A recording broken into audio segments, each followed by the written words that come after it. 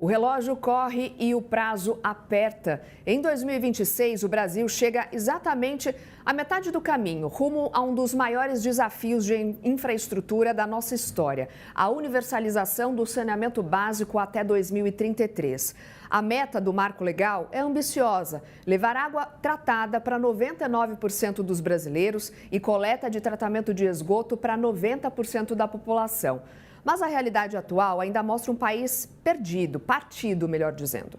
Segundo os dados mais recentes do Instituto Trata Brasil, quase 90 milhões de brasileiros ainda vivem sem coleta de esgoto. E para fechar essa conta, o ritmo atual de investimentos, que gira na casa dos 29 bilhões de reais ao ano, precisa dar um salto para 45 bilhões anuais. É muito dinheiro, mas é também um oceano de oportunidades para investidores, operadoras privadas e também parcerias público-privadas.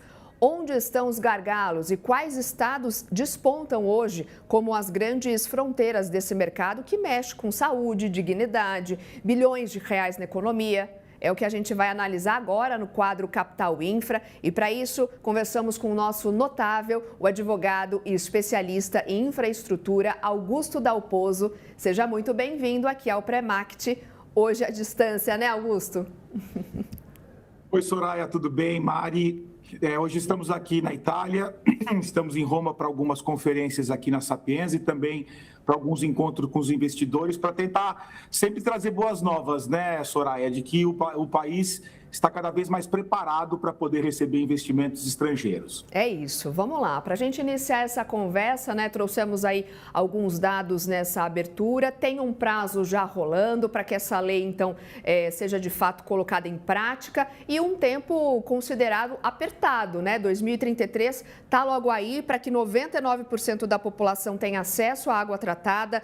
Tratamento de esgoto também para 90% da população. Em que pé estamos, Augusto, em termos de investimentos, de avanços? Estamos dentro do prazo para cumprir essa meta, né? Qual o panorama que você consegue traçar para a gente?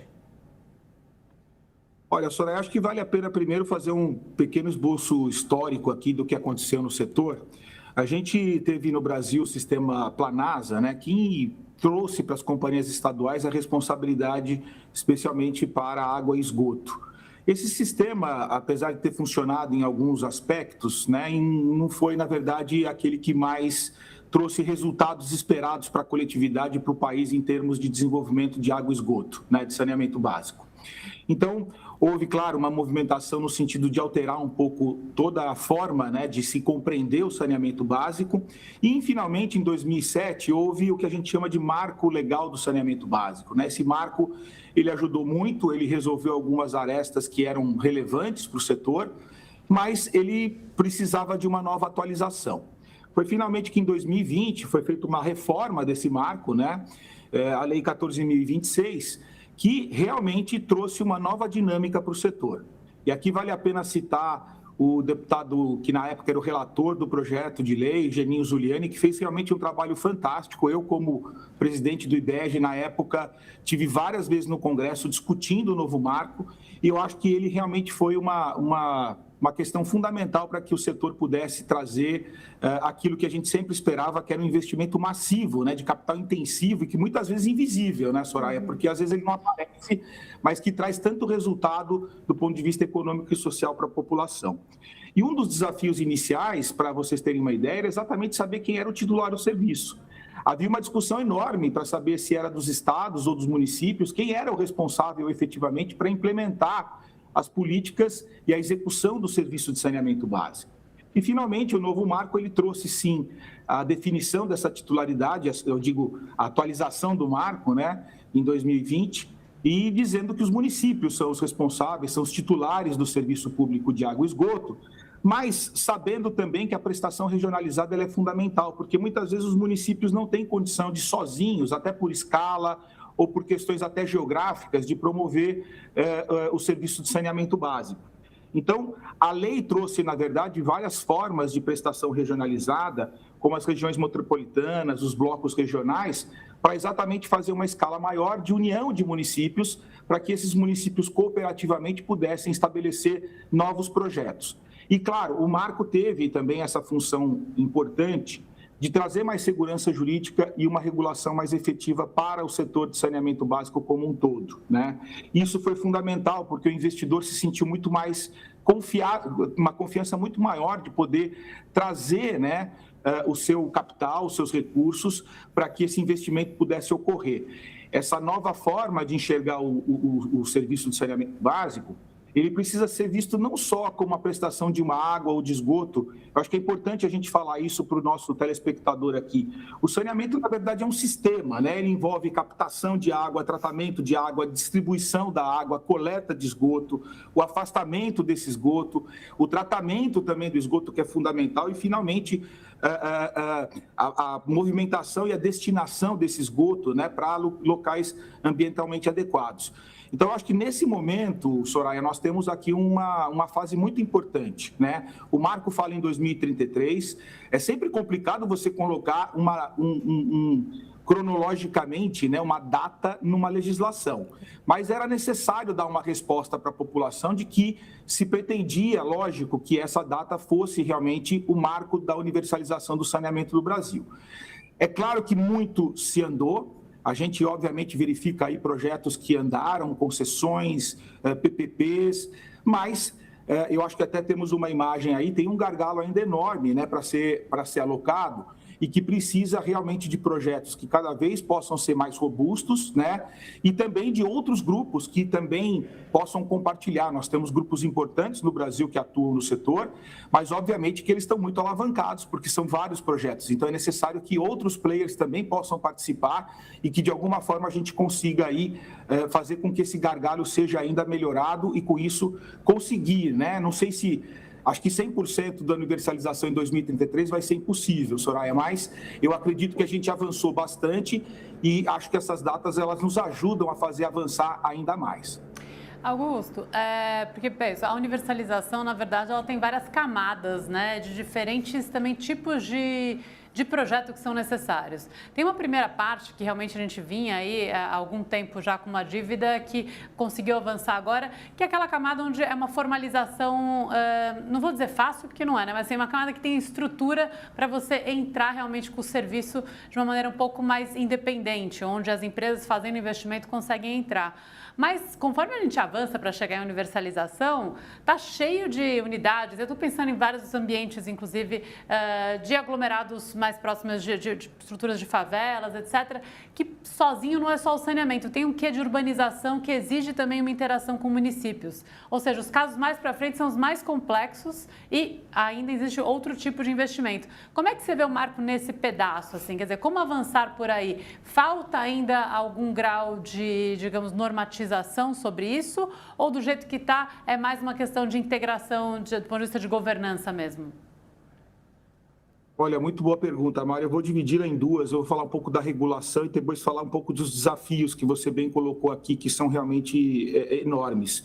Em relação à regulação, houve uma mudança no marco em que se ofereceu à ANA, que é a Agência Nacional de Águas, né, foi transformado o nome dela, a necessidade de muitas vezes trazer o que a gente chama de normas de referência de regulação. E a ANA tem feito realmente um bom trabalho, estabelecido essas normas de referência, porque, como é uma agência federal, ela não pode impor para estados e municípios a sua regulação, ela pode sim trazer diretrizes gerais. E essas diretrizes gerais têm ocorrido, especialmente em modelos de regulação tarifária, indicadores operacionais e algo que você coloca que é a tarifa social, né, que também é fundamental no setor de saneamento básico. Além da ANA, né, que faz essas diretrizes gerais, ela tem aberto consultas públicas, nós temos participado ativamente dessas consultas para tentar, claro, melhorar ainda mais o sistema regulatório. Você tem as agências estaduais, que também fazem um bom trabalho, e também algumas agências regionais, que também estão ali exercendo um trabalho regulatório importante. É claro, como a gente sempre fala, o Brasil é enorme, então a sua regionalização é fundamental. Muitas vezes os problemas que podem se encontrar no centro-oeste são muito diferentes daqueles do norte e do nordeste do Brasil. Então, esse sistema fragmentado que funcionava o saneamento básico no Brasil, ele também foi muito dificultoso para o investidor, porque quais as normas que serão aplicadas, né? Ficava uma certa discussão a respeito de qual seria efetivamente a regulação. Eu acho que com essa tentativa de uma coerência, de uma harmonia maior feita, né, por diretrizes gerais, mas também trazendo as especificidades pelas agências estaduais e pelas agências regionais, me parece que isso colaborou bastante para que a regulação possa ser mais efetiva, né? Então, em termos de regulação, eu acredito que nós estamos avançando e que essa fragmentação, que é um problema, porque a titularidade dos municípios, ela acaba sendo, de alguma forma, suavizada por força dessa correlação e das normas de referência que têm ocorrido. Além disso, você coloca questões que são realmente desafiadoras, porque o Brasil tem enormes dificuldades mesmo. Você tem regiões onde você tem áreas irregulares e vulneráveis, essas áreas, elas normalmente não são cadastradas, são até às vezes desconhecidas. Então, nesse aspecto, muitas vezes é necessário que o concessionário, quando ele vai começar a executar, a realidade é muito diferente daquela que é prometida no edital e nos termos anexos, porque, obviamente, você vai ver problemas de cadastro técnico que são muito deficientes. Às vezes não se sabe quais a situação dos equipamentos, das bombas, quais são os reservatórios, como que essas ligações estão, como os hidrômetros estão conectados. Enfim, normalmente, quando a gente trabalha nesse tipo de demanda, nós verificamos que aquilo que é muitas vezes fotografado e trazido, né, nos documentos editalícios são muito diferentes daqueles que são encontrados na prática. E aí a regulação precisa funcionar exatamente para tentar adequar e fazer uma nova transação administrativa no sentido de adequar o contrato a essa realidade, porque aquele que está participando da licitação em 45 dias não consegue examinar com profundidade tudo o que está acontecendo no setor. Além disso, né, você tem a questão da inadimplência. Era muito comum em muitos municípios, né, porque o Estado que promovia ali a atividade, ele não tinha uma regulação efetiva da parte econômica. E, portanto, a água, muitas vezes, ela é até dada de graça. E obviamente, que esse dado, né, é muito preocupante, porque não há nada de graça, né? There's no free lunch, como dizem os americanos. A verdade é que saía de impostos e esse valor que era arrecadado dos impostos era aplicado ali e não se sabia exatamente qual era, né, a viabilidade econômica e financeira desses projetos. Além do problema de licenciamento, desapropriações e as interferências urbanas, a execução de um contrato de concessão de água e esgoto, ele interfere muito na vida da população. A gente verifica aí muitas vezes que não se sabe exatamente aonde se passam, né, todas as redes que conectam, né, a interligação da água e do esgoto, e isso é um problema. Isso gera também o que a gente, né, se preocupa muito, que é a perda de água. Se água é um bem tão importante, você imagina que há projetos em que a gente já trabalhou e que a gente identifica 40% da perda de água exatamente porque as redes elas estão sucateadas. Há lugares em que a gente verifica até 80% da perda de água. Então, obviamente que isso tudo conta, né, na viabilidade econômica e financeira do projeto e muitas vezes demora-se para se encontrar exatamente onde estão os problemas. Então, a execução desses contratos ela não é tão simples e, portanto, é fundamental que haja uma regulação eficiente e rápida, que, obviamente, ao descobrir esses esqueletos que ficam muito dentro do armário, eles possam ser solucionados e, de alguma forma, esses desafios possam ser superados. E, Augusto, quando a gente fala de saneamento, né, você até salientou aí na tua fala que a questão da disparidade regional, ela salta mesmo aos olhos, né?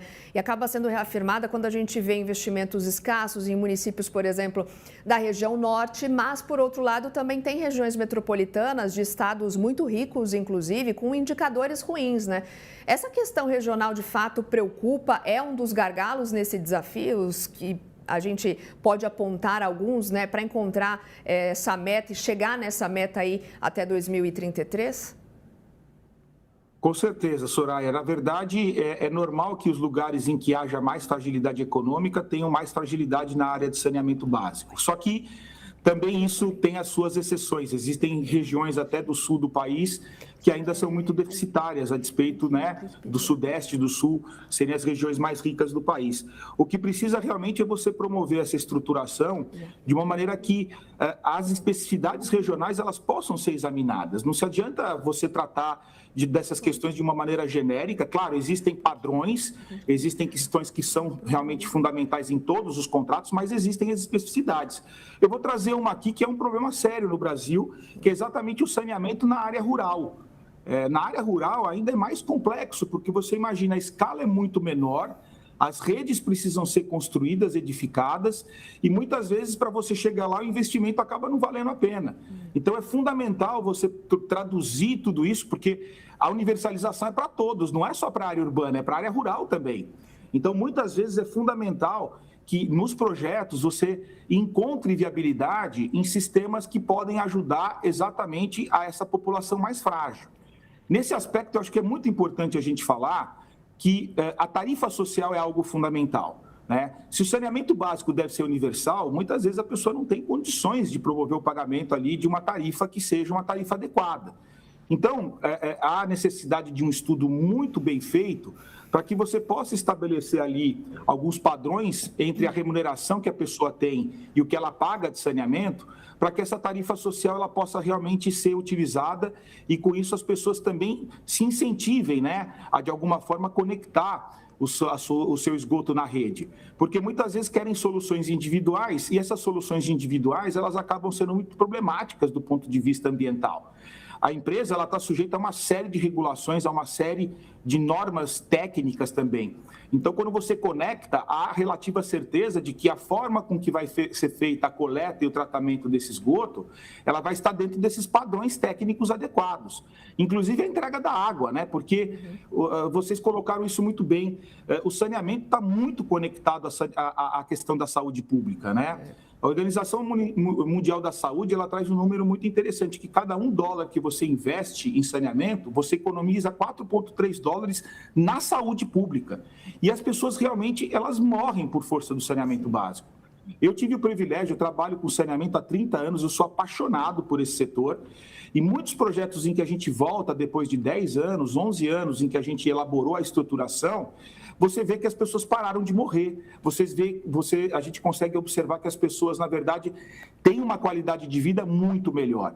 Então, nós estamos falando de algo que é fundamental, por isso que é básico, né? Não é a propósito disso que nós estamos falando, de melhorar a qualidade de vida da pessoa, mas fazer com que esse acesso universal ele também seja protegido, né? O usuário, que eventualmente não tenha condições de promover o pagamento em 100% das suas contas, mas estabelecer ali mecanismos de tarifa social para que ele possa ser saneamento para todos. Isso que é fundamental. Porque não afeta só a infraestrutura, né? Ela impacta a saúde, educação, a produtividade no trabalho, meio ambiente, é tudo, né? É a sociedade como um todo. Como você disse, é uma política pública preventiva mesmo, né? Com retorno social também.